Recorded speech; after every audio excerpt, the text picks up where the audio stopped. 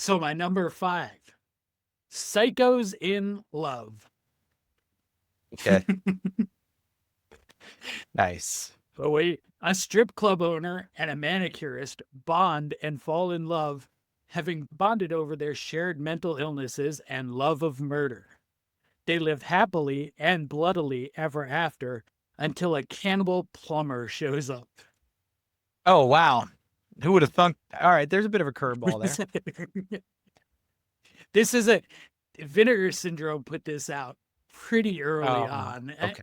I believe it's made by a guy from Connecticut who made like 2 or 3 movies about this level. Psychos in Love is so much fun.